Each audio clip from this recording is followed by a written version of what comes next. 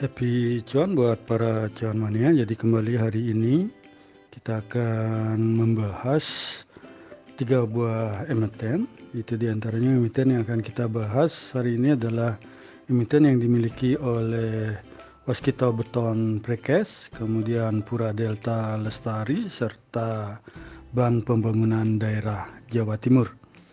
Jadi kita mulai saja untuk emiten pertama yang akan kita bahas, yaitu emiten yang dimiliki oleh Waskita Beton Prekes dengan kode emiten WSBP.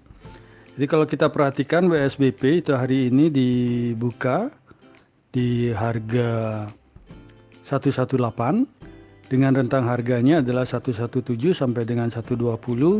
Dan ditutup di harga 119 atau menguat 1 poin atau 0,85% jika dibandingkan dengan previous close sebelumnya yang di harga 118 rupiah. WSBP sendiri hari ini memiliki volume perdagangan itu sebesar 2,25 miliar. Itu dengan market cap-nya adalah 3,14 triliun, di mana price earning ratio-nya itu minus 8,43 kali, dan hari ini WSBP ini memiliki average price di harga 118,4 rupiah. Dan kalau kita perhatikan WSBP diperdagangkan hari ini itu paling banyak diperdagangkan di harga 118 itu sebesar 101.486 lot dengan 594 kali transaksi. Dan pada saat penutupan market, kalau kita bandingkan antara posisi antrian di bid dan offernya, itu tampak di posisi bidnya itu hampir 2 kali dari posisi offer. Dan di bidnya sendiri itu antrian paling banyak ada di harga 117 itu sebesar 48.907 lot. Dan di offernya sendiri itu antrian paling banyak ada di harga 120 itu sebesar 25.912 lot. Dan kalau kita perhatikan dari sisi analitik untuk melihat price diary daripada WSBP dalam 30 hari up and down, maka dapat kita peroleh informasi bahwa WSBP ditutup hijau sebanyak 6 kali dan ditutup merah sebanyak 14 hari. Dan kalau kita lihat rentang harga WSBP, ini tampaknya harga sudah cenderung bergerak hampir semuanya di arah kiri, yaitu hampir kena di all time high-nya dalam 1 tahun, itu hampir kena, itu di 117, dan all time high dalam 3 tahun adalah di 109, sedangkan rentang harga dalam 1 bulan sendiri itu adalah di 117 sampai dengan 151. Dan asing sendiri tampak melakukan net foreign sale itu sebesar 94,32 juta rupiah di emiten WSBP. Dan dalam 1 minggu terakhir asing tampak melakukan penjualan sebesar 3,47 miliar rupiah, di mana dalam 1 bulan terakhir itu asing tampak melakukan net foreign sale sebesar 34,95 miliar rupiah. Dan kalau kita perhatikan daripada key statistik daripada WSBP, itu tampak tahun ini WSBP ini memiliki earning per share-nya yang minus. Dan kalau kita lihat secara valuasi itu PBV rasio daripada WSBP adalah 3,58 kali dan price earning ratio-nya adalah 8,43 kali, sedangkan dividen yield-nya ini cukup lumayan gede di 6,91%. Dan dari profitability-nya sendiri WSBP ini tampak tidak begitu bagus, jadi hampir semuanya merah. Dan kalau lihat dari quick ratio-nya maupun current ratio-nya berada di bawah 100%, sehingga secara liquidity ini WSBP tampak kurang sehat. Jadi kesimpulannya secara fundamental WSBP ini tidak begitu bagus untuk ditahan dalam jangka waktu panjang. Dan kalau kita lihat dari sisi bandar detektor daripada WSBP hari ini di tanggal 17 Desember 2021, itu tampak top 1 broker, top 3 broker ini sedang melakukan big akumulasi, dan top 5 broker dalam posisi small akumulasi, di mana broker SQ itu adalah sebagai top net buyer-nya di harga 119 dan YP adalah sebagai top net seller-nya. Sedangkan dalam 1 minggu terakhir kalau kita perhatikan daripada WSBP, bandar detektor memberikan informasi bahwa top 1 broker top 3 broker dan top 5 broker ini posisinya adalah netral, di mana broker NI itu sebagai top net buyer-nya dan broker OD sebagai top net seller-nya.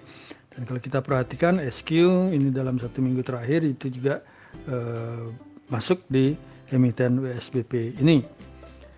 Dan kalau diperhatikan dari sisi stokastik, walaupun masih berada di daerah oversold-nya, itu tampak baru saja terjadi golden cross di sini, sehingga besok kita tunggu apakah akan masih berlanjut.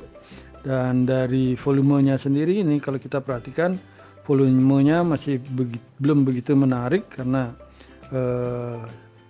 masih berada di bawah 20 hari rata-rata volume dalam perdagangannya.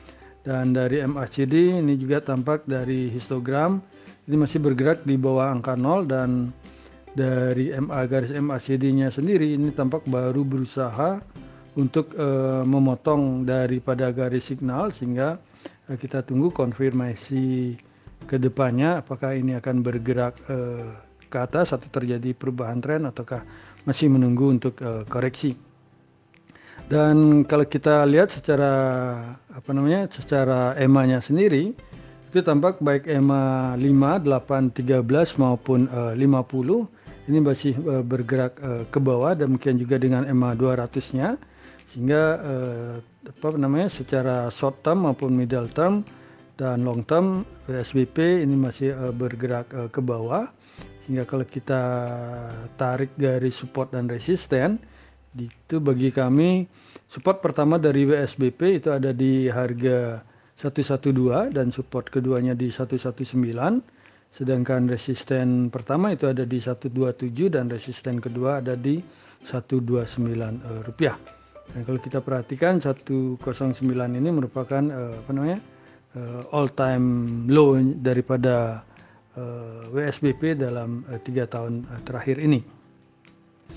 Dan selanjutnya kita berpindah ke emiten kedua yang akan kita bahas hari ini adalah emiten yang dimiliki oleh Pura Delta Lestari.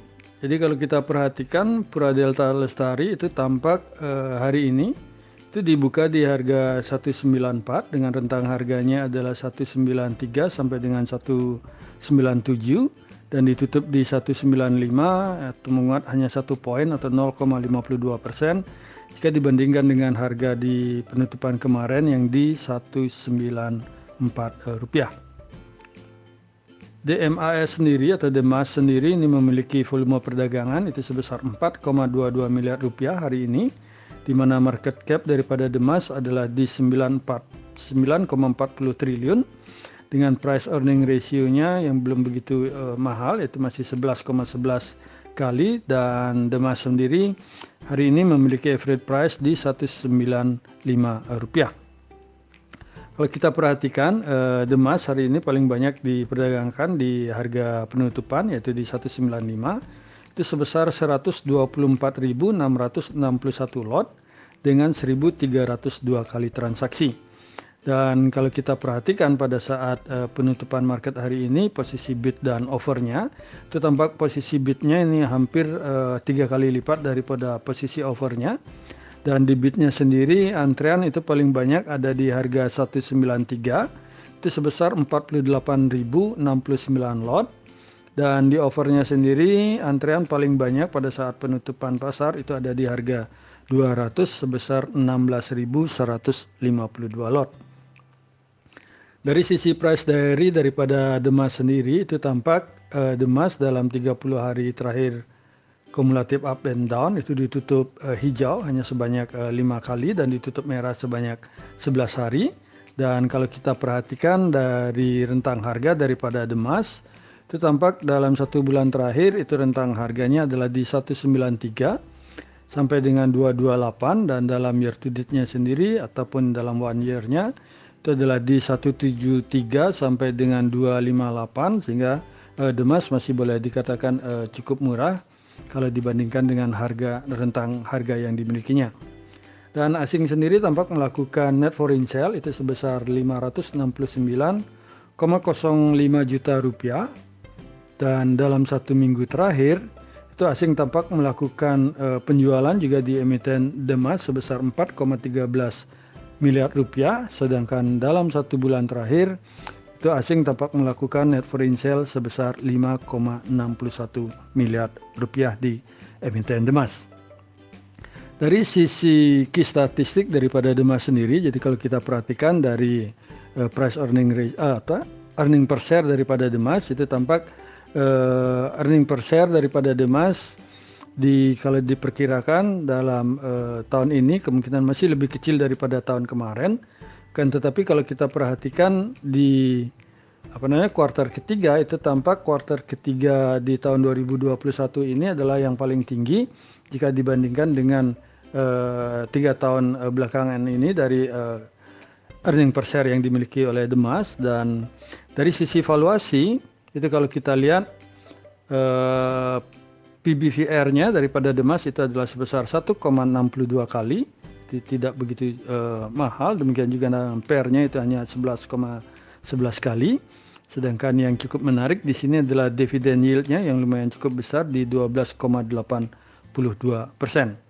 Dan dari sisi profitability-nya juga kalau kita perhatikan ini cukup lumayan bagus.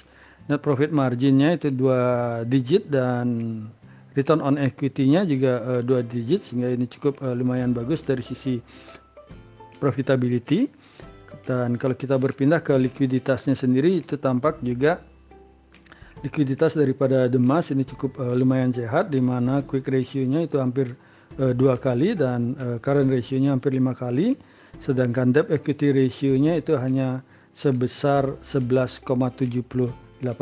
Jadi kalau lihat dari sisi fundamental daripada Demas ini cukup lumayan sehat dan bagus, sehingga kalau cuan money ingin menahan lama atau sebagai investasi ini juga cukup lumayan menjanjikan. Sedangkan kalau kita berpindah ke sisi bandar detektor daripada Demas sendiri, itu tampak hari ini itu top 1 broker ini tampak sedang melakukan small distribution. Top 3 brokernya sedang melakukan distribution dan top 5 broker ini melakukan normal distribusi, di mana broker CP adalah sebagai top net buyer-nya di harga 195 dan broker ZP adalah sebagai top net seller-nya. Dan dalam 1 minggu terakhir itu daripada Demas, itu bandar detektor memberikan informasi bahwa top 1 broker, top 3 broker maupun top 5 broker ini kompak sedang melakukan normal distribusi, di mana broker YP adalah sebagai top net buyer-nya di harga 203 dan broker DX adalah sebagai top net seller-nya. Dari sisi stokastiknya sendiri kalau kita perhatikan tampak hari ini Demas itu masih berada di bawah area oversold-nya dan percentage K ini tampak berusaha menjauhi percentage D dan sedang bergerak ke area stokastik, hingga kita masih perlu tunggu apakah besok berhasil menembus. Akan tetapi kalau kita perhatikan dari sisi volumenya sendiri itu tampak volumenya tidak begitu mendukung cukup kuat untuk pergerakan Demas karena masih berada di bawah rata-rata daripada 20 hari terakhir, dan hal ini juga didukung oleh MACD-nya sendiri, di mana garis histogram ini tampak masih menjauh daripada angka 0. Demikian juga dengan garis MACD tampak memperlebar jarak dengan garis signal, sehingga dalam waktu dekat ini tren masih belum berubah, masih downtrend.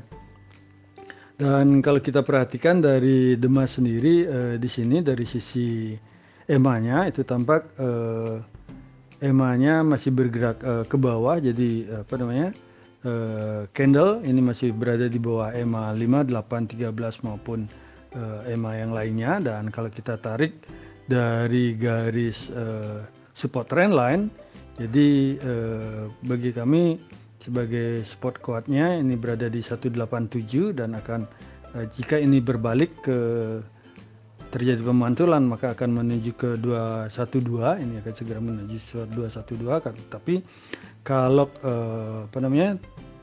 tembus di 187 maka sudah pasti akan bergerak mendekati ke 172.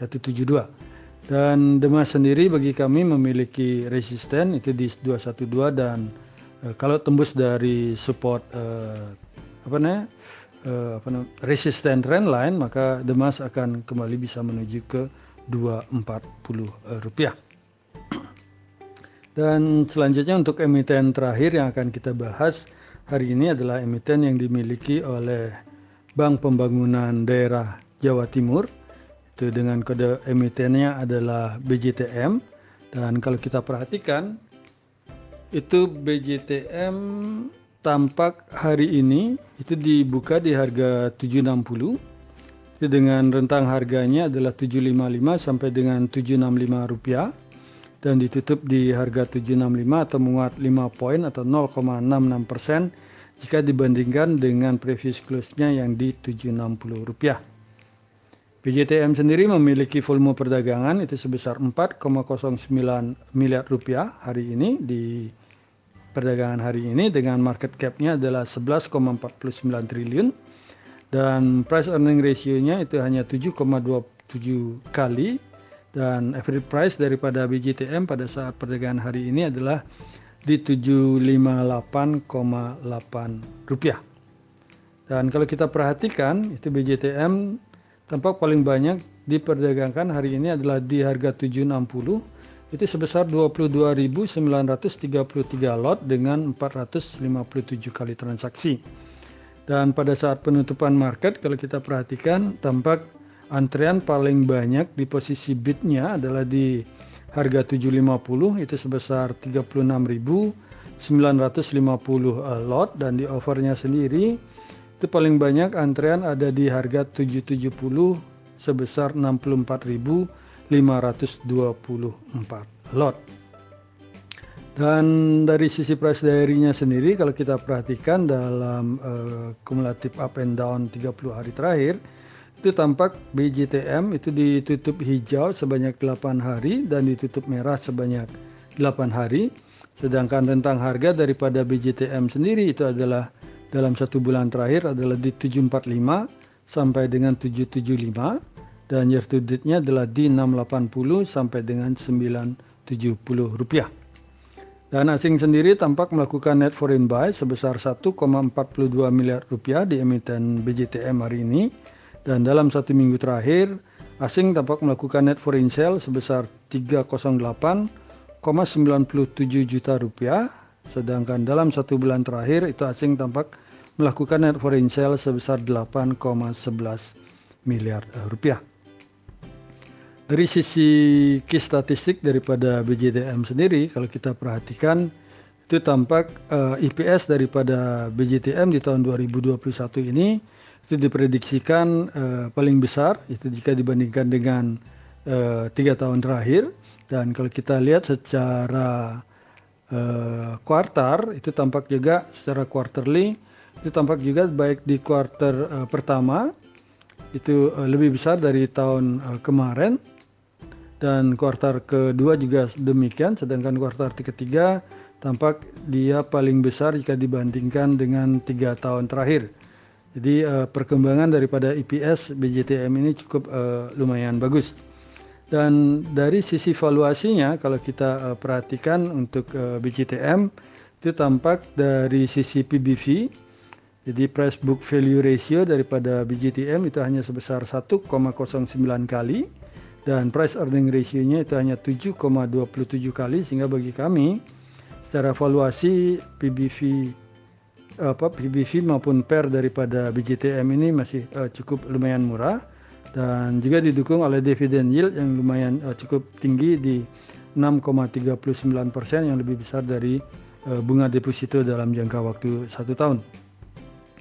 Dan secara profitability sendiri untuk BJTM itu tampak NPM-nya maupun ROE-nya juga berada di atas 2 digit, dan dari quick ratio-nya sendiri itu tampak lebih besar 1 kali daripada hutang yang dimilikinya, hutang jangka pendek, sehingga secara fundamental BJTM ini cukup lumayan bagus, dan kalau ingin dipakai investasi jangka panjang ini juga cukup lumayan menjanjikan.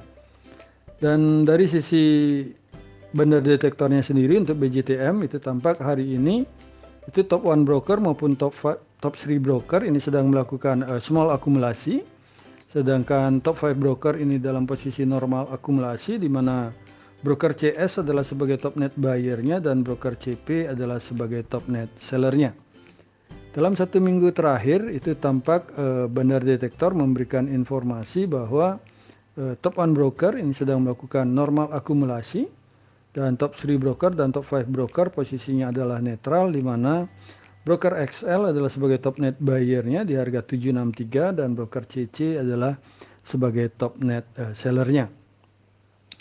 Dari sisi stochastic ini juga cukup lumayan cantik. Jadi setelah terjadinya golden cross di hari kemarin, itu tampak percentage K dan percentage D bergerak ke atas. Dan dari sisi volume itu kalau kita perhatikan juga tampak dalam 1 minggu terakhir ini volume cukup lumayan bagus juga, karena beberapa kali itu menyentuh dari posisi volume rata-rata dalam 20 hari terakhir. Dan dari MACD juga ikut mendukung untuk pergerakan BJTM ke depannya, karena kalau kita perhatikan tampak garis MACD memotong garis signal ke atas, dan dari histogramnya sendiri itu tampak juga sudah mulai menjauh dari angka 0. Dan kalau kita lihat dari sisi EMA-nya sendiri itu tampak juga EMA candle hari ini itu tampak sedang menguji EMA sebagai support, jadi masih bertahan bergerak ke atas. Dan kalau kita lihat dari posisi dari posisi trendline support ini tampak kemarin memantul, hari ini memantul dari trendline support, dan dari resisten trendline juga seandainya bisa tembus dari resisten trendline ini cukup lumayan menjanjikan untuk BJTM. Sehingga bagi kami ini BJTM memiliki di support pertama itu adalah di 750, dan support keduanya di secara Fibonacci itu di 739, dan resisten pertama itu ada di 774 dan resisten kedua itu di 795. Sehingga kita masih perlu menunggu konfirmasi. Jika ini tertembus maka akan bergerak ke atas, dan secara kalau kami coba untuk membuat Elliott Wave daripada BJTM ini adalah setelah wave keempat. Jadi ini kemungkinan akan bergerak ke atas, sehingga seperti tadi yang kami sampaikan itu adalah support pertamanya itu ada di 774 ini atau 775, dan kalau ini tertembus maka wave kelima ini akan bergerak lumayan cukup jauh ke atas, di atas dari 795. Jadi demikianlah analisa rekomendasi saham yang bisa kami sampaikan hari ini untuk 3 buah emiten, yaitu SKT, kemudian Demas, dan BJTM. Semoga bisa menjadi referensi bagi para cuan mania di dalam mengambil keputusan untuk menjual ataupun membeli. Di sini kami sekali lagi tekankan dan garis bawahi bahwa analisa rekomendasi saham ini tidak untuk mengajak cuan mania membeli ataupun menjual saham-saham yang kami analisa, dan kami tidak bertanggung jawab atas segala keuntungan maupun segala kerugian yang terjadi akibat analisa rekomendasi saham dari kami ini. Terima kasih sudah menonton video saya, dan jangan lupa untuk subscribe, komen, like, dan share kepada para cuan mania yang membutuhkannya. Sekali lagi saya ucapkan terima kasih, dan semoga kita sehat, bahagia selalu, dan cuan menyertai kita bersama. Sampai bertemu di video kami selanjutnya. Salam.